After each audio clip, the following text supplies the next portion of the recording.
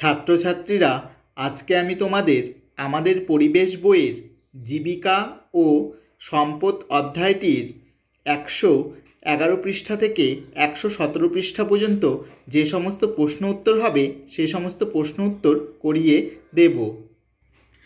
111 নম্বর পৃষ্ঠায় তোমরা দেখো দিনের শেষে গল্প গাথা। এখানে একটু গল্প আকারে দেওয়া রয়েছে, এই গল্পটা তোমরা ভালো করে পড়বে।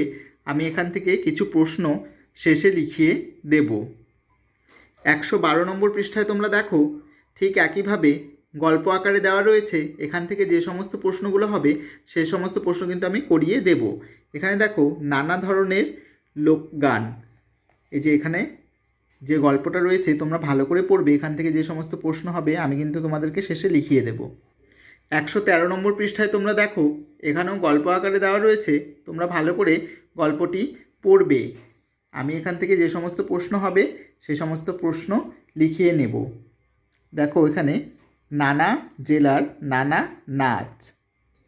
এরপর 114 নম্বর পৃষ্ঠায় তোমরা দেখো গল্প আকারে দেওয়া রয়েছে, তোমরা এখানেও কিন্তু ভালো করে পড়বে।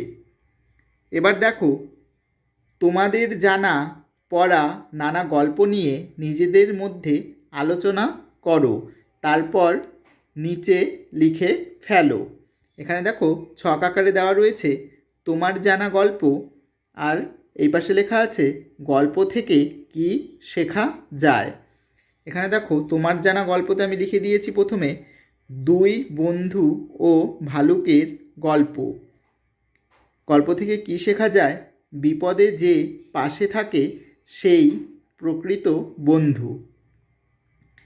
তারপর দেখো কৃষক ও সোনার ডিম পাড়া হাঁস। গল্প থেকে কি শেখা যায়? অতি লোভে তাতি নষ্ট।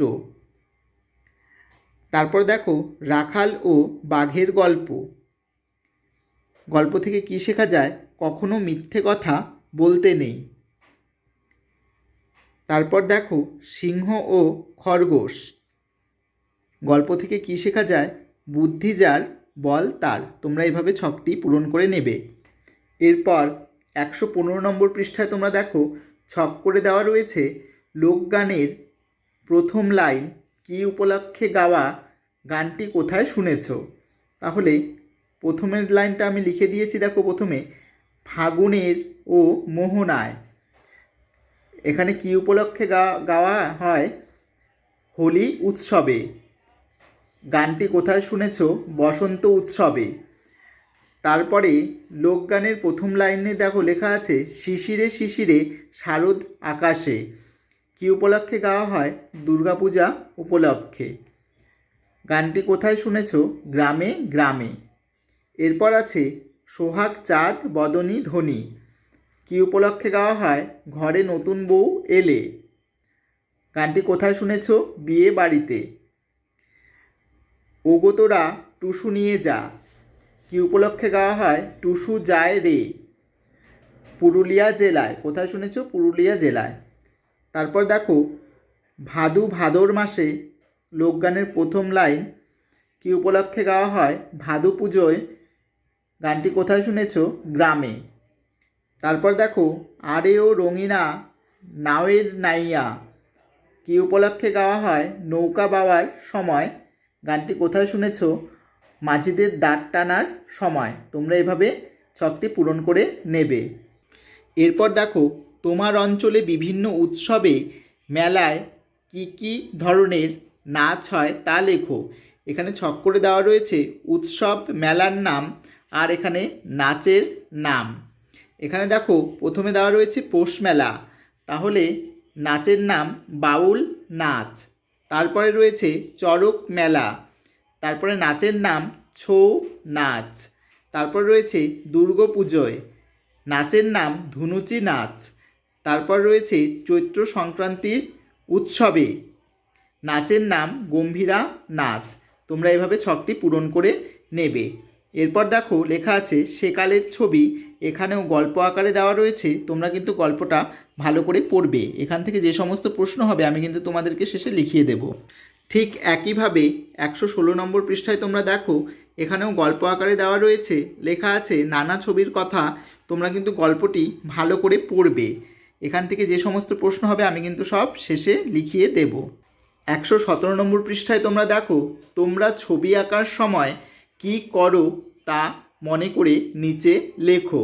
এখানে ছক আকারে দেওয়া রয়েছে, কী ধরনের ছবি আঁকতে বেশি পছন্দ করো, তোমার পছন্দের রং কী, ছবি আঁকতে কী কী জিনিস ব্যবহার করো, এখানে লিখতে হবে। তাহলে দেখো, কী ধরনের ছবি আঁকতে বেশি পছন্দ করো, প্রকৃতির ছবি আঁকতে বেশি পছন্দ করি। তোমরা যে যেটা পছন্দ করো সেটা লিখবে।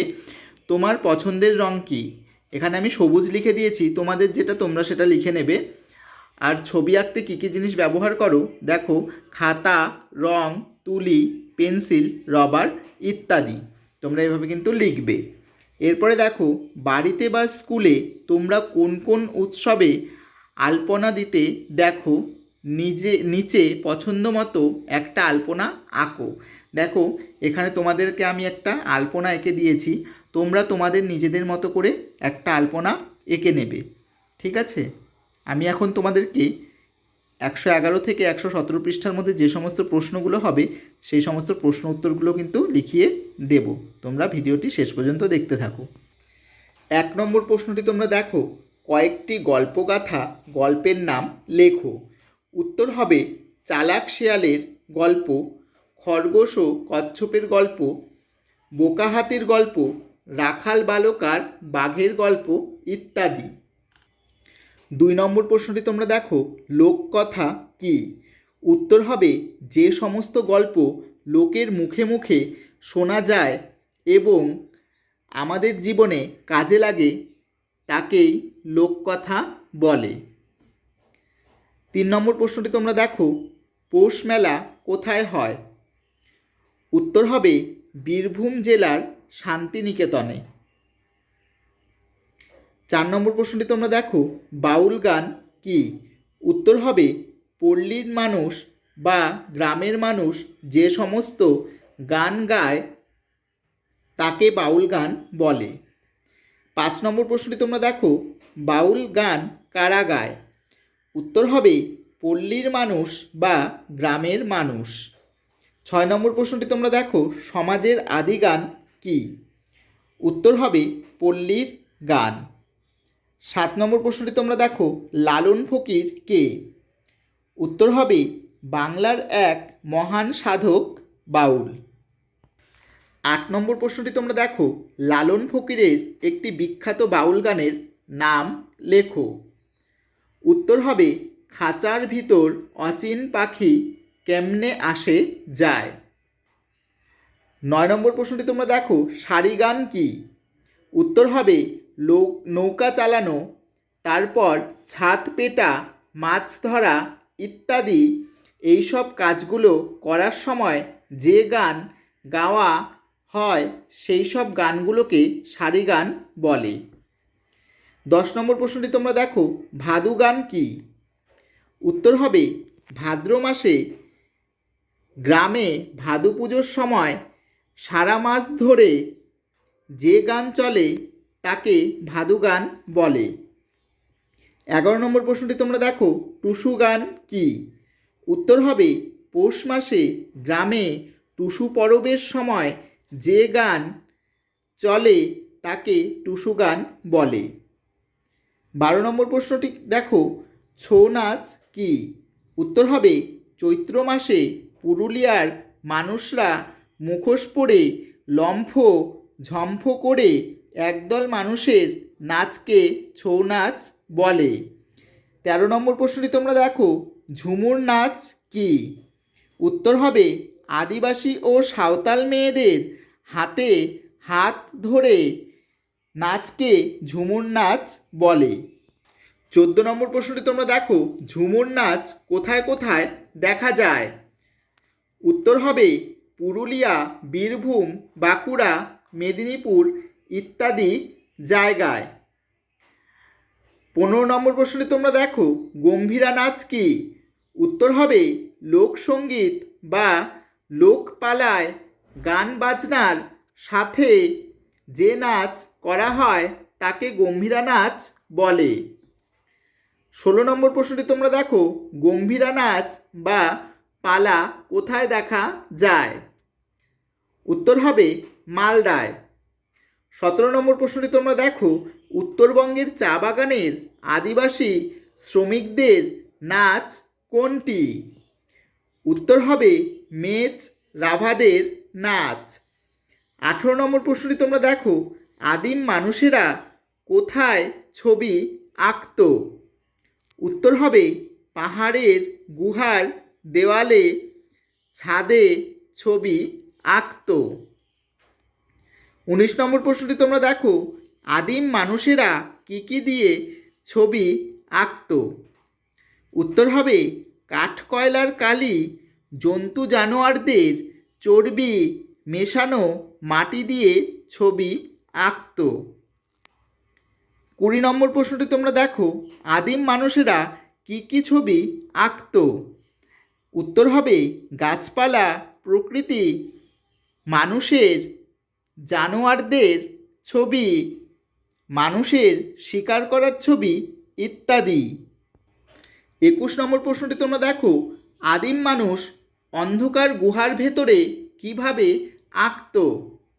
উত্তর হবে কাঠ খড়কুটো দিয়ে আগুন জ্বালিয়ে, জন্তু জানোয়ারদের চর্বি জ্বালিয়ে গুহায় আঁকত। 22 নম্বর প্রশ্নটি তোমরা দেখো, আমাদের দেশের কোন গুহার দেওয়ালে অনেক আদিম যুগের ছবি পাওয়া গেছে? উত্তর হবে অজন্তা গুহায়।